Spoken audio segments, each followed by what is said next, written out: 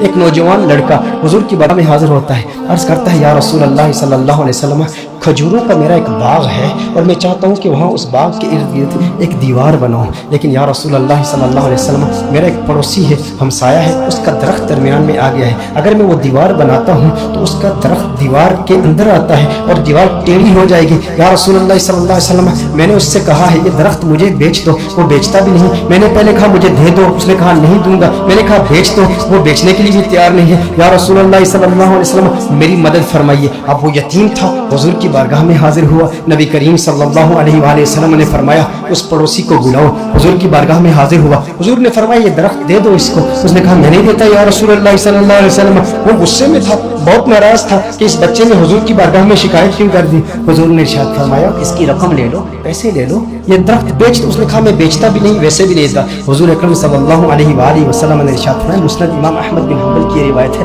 میرے آقا صلی اللہ علیہ وآلہ وسلم نے ارشاد فرمایا اچھا ایسا کرو کہ یہ درخت تم اس کی قیمت بھی لے لو اور اس درخت کے بدلے جنت میں ایک ایسا درخت ہوگا کہ جس کا سایہ اتنا طویل ہوگا کہ اس کے نیچے اگر 100 سال تک ایک سوار اگر سواری کرتا رہے تو اتنی طوالت ہے اس کی، اتنا سایہ ہے اس کا، وہ درخت جنت کا بھی لے لو۔ اس نے کہا یا رسول اللہ صلی اللہ علیہ وسلم میں قبول نہیں کرتا۔ اب وہاں پر صحابہ کرام علیہم رضوان موجود ہیں، حضرت سیدنا ابو الدحداء رضی اللہ تعالیٰ عنہ صحابی رسول موجود ہیں، عرض کرتے ہیں یا رسول اللہ صلی اللہ علیہ وسلم آقا اگر یہ درخت میں کسی طریقے سے اس سے خرید کر اس یتیم کو دے دوں تو کیا یہ آپشن میرے لیے بھی اوپن ہے کہ جنت میں مجھے بھی وہ درخت مل جائے گا؟ اگر یہ درخت اس کے پڑوسی سے میں خرید کر اس یتیم کو دے دوں، میں کہتا ہوں یتیم سے میرے آقا صلی اللہ علیہ وسلم کو کس قدر پیار ہے، میرے آقا صلی اللہ علیہ وسلم سے عرض کرتا ہے کہ اگر یہ کسی طریقہ سے خرید لوں، خرید کر میں اس یتیم کو دے دوں تو کیا یہ آپشن میرے لیے بھی اوپن ہے؟ نبی کریم صلی اللہ علیہ وسلم نے ارشاد فرمایا ہاں تیرے لیے بھی ہے۔ حضرت ابو الدحداء رضی اللہ تعالی عنہ فوراً اس شخص کے پاس جاتے ہیں، آپ فرماتے ہیں تو مجھے جانتا ہے؟ کہا جانتا ہوں، تو وہی ہے نا جس کے باغ میں 600 کھجور کے بڑے بڑے درخت ہیں، تیرا باغ اتنا مشہور ہے کہ مدینہ منورہ کے بڑے بڑے تاجر تیرے باغ کی کھجوریں کھانے کے انتظار میں رہتے ہیں، اور اس باغ کے اندر پھر اتنا بڑا محل تعمیر کیا ہوا ہے، میٹھے پانی کا کنواں ہے، تو اتنا مشہور بندہ ہے، تیرے باغ کے چرچے تو پورے مدینے میں ہیں، پورے شہر میں ہر بندہ تجھے جانتا ہے۔ اس نے کہا کہ دیکھو کہ اگر تیرے اس ایک درخت کے عوض میں تمہیں اپنے 600 کھجور کے درختوں کا باغ دے دوں تو یہ سودا قبول ہے؟ یہ سودا قبول ہے؟ وہ حیران ہو گیا، یہ کیسے ہو سکتا ہے؟ ایک درخت اور ادھر اتنا بڑا باغ۔ ابو الدحداء کیا بات کر رہے ہو؟ کیا واقعی یہ سودا کرنا چاہتے ہو؟ ابو الدحداء رضی اللہ تعالی عنہ نے فرمایا بالکل، وہ میرا پورا باغ تیرا، 600 کھجور کے درخت ہیں، اس میں ایک بڑا ہی خوبصورت محل ہے اور اس کے گرد ایک بڑی نمایاں دیوار ہے جو مدینہ منورہ میں دور دور سے نظر آتی ہے۔ کہا وہ بھی تجھے دے دوں گا، وہ محل بھی تیرا، وہ ساری کھجوروں کے درخت بھی تیرے، وہ سارا باغ بھی تیرا، کس کے عوض؟ ایک درخت۔ کہا ٹھیک ہے، اور حضور کی گواہی میں یہ سودا ہوتا ہے۔ اب ابو الدحداء رضی اللہ تعالیٰ عنہ فوراً وہاں سے جاتے ہیں، اب ان کی جو زوجہ ہے وہ اس باغ کے اندر ہے، باہر سے آواز دیتے ہیں اپنی زوجہ کو، ہے ام دحداء ذرا باہر آؤ باہر آؤ، میں نے اس باغ کو بیچ دیا ہے۔ اب ام دحداء جانتی ہیں یہ بہت بڑا تاجر ہے، بہت بڑا بزنس مین ہے، خسارے کا سودا نہیں کرتا، کبھی خسارے کا سودا نہیں کرتا۔ ام دحداء نے کہا ہے وہ دحداء کیسے سودا کیا ہے؟ کہا جنت کے ایک درخت کے عوض میں نے بیچا ہے۔ اب دیکھو میرے دوستوں، اب دیکھو ام دحداء وہ نیک بخت خاتون، وہ خوش قسمت خاتون، اس کی عظمتوں کو سلام۔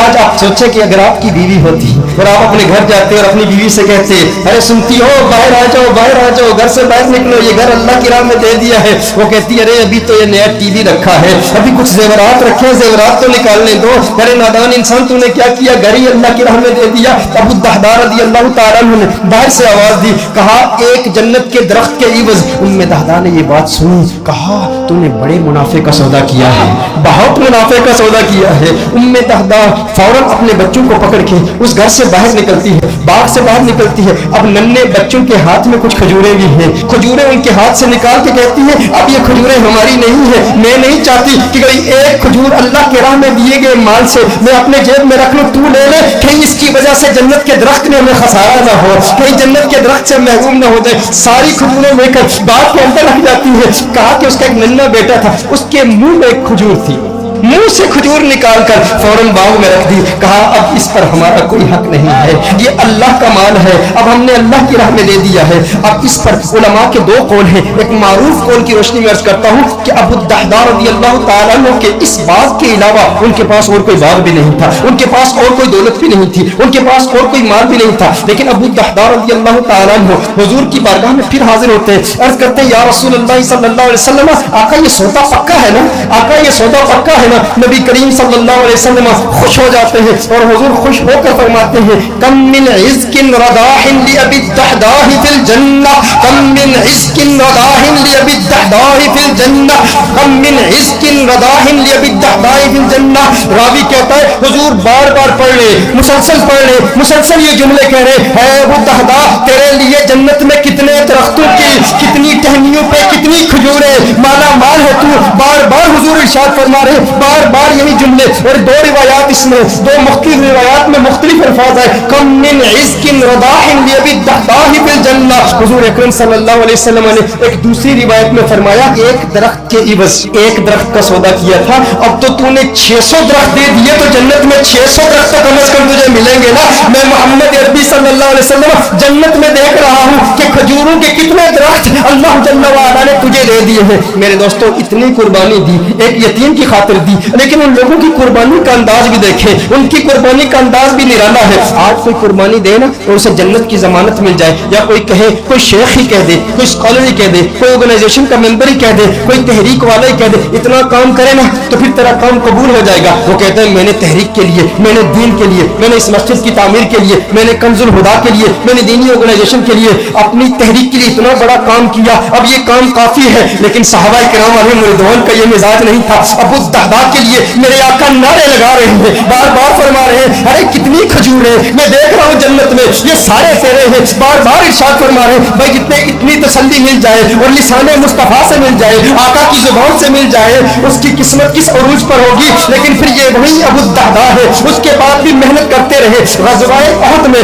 जब दुश्मनों ने हुजूर पर हमला किया, अबू दहदा अपने सीने पर उन तीरों को बर्दाश्त कर रहे हैं और मेरे आका के कदमों में शहीद हो जाते हैं। और ग़ज़वाए उहद के बाद मेरे आका ने तलाश किया, कहा मेरा अबू दहदा मुझे दिखाओ। अरे वो खजूर वाला मेरे आका अबू दहदा को देखते हैं और देख के मुस्कुराते हैं और मुस्कुरा के फिर फरमाते हैं कम मिन इज़्किन रदाहिन लि अबी दहदा फिल जन्नह। अबू दहदा जन्नत में खजूरें ही खजूरें, खजूरों के दरख्त। मेरे आका खुश होके उसकी हौसला अफजाई फरमा रहे हैं। मैं कहता हूँ कैसा खुशबख्त है जिसने हुजूर की जात के लिए, हुजूर की जान की तहफ़्फ़ुज़ के लिए अपनी जान दे दी। काश यूं मौत आए मेरे हमनशी, काश यूं मौत आए मेरे हमनशी, नज़ाका और हो जाए मंजर हसी, वो उधर अपनी जुल्फ़े समाया करे और इधर दम हमारा निकलता रहे। हुजूर की जुल्फों का असीर, हुजूर की जुल्फों को देखता हुआ इस दुनिया से चला गया। दिल में, जिगर में, आंख में बस तू ही तू रहे, इसके सिवा न दिल में कोई आरज़ू रहे। इस एहतिमाम शौक़ में सजदे करूं अदा, तेरा ख्याल आए तो दिल बावजू रहे। और जन्नत मेरे नसीब की वाइस को बख्श दे, मेरे कफन में गैसी में जाना की भूल रहे। तो उनकी जुल्फों को असीर होते हैं, वो ना अपना नाम मांगते हैं, ना वो तस्वीरें, ना वो एलानात के शौक रखते हैं।